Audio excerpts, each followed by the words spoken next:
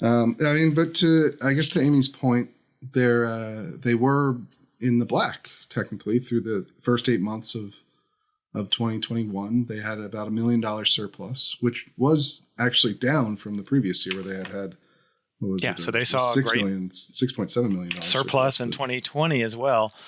But yeah, as you pointed out there, the way that they've gotten to that is by cutting all the services that I think most people would associate with the NRA. Now, I think it's fair to point out, right, that even during early 2021, there were probably still a lot of places where it was restricted to the point where it might be difficult to do an NRA training course or something like that indoors. Although I feel like by 2021, most of those sorts of restrictions had been lifted in most parts of the country.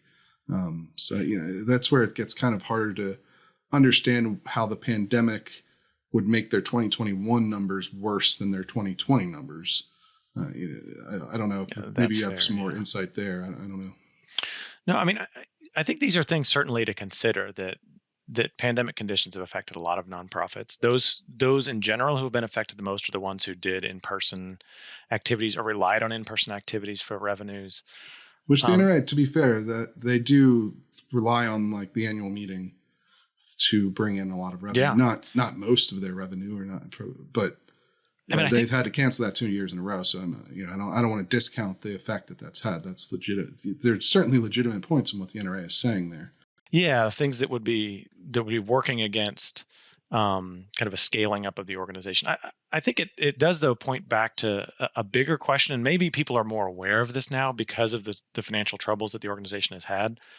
But in terms of very prominent national organizations, like you said, they've been there for a long time, but they've never really had the financial cushion that you would expect. If you compare to like maybe where it's at the other extreme, but like the AARP is another well-known 501c4, very different cause, obviously. But they, in terms of their financial cushion, we're talking over $1 billion. Even the ACLU, another 501c4, well-known, their financial cushion in the hundreds of millions.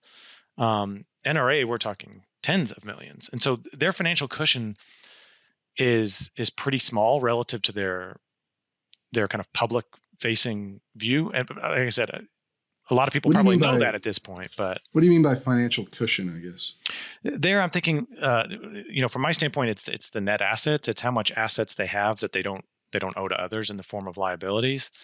And so, if there's a downturn, a lot of people can weather a downturn without drastically cutting costs because they have that cushion on hand.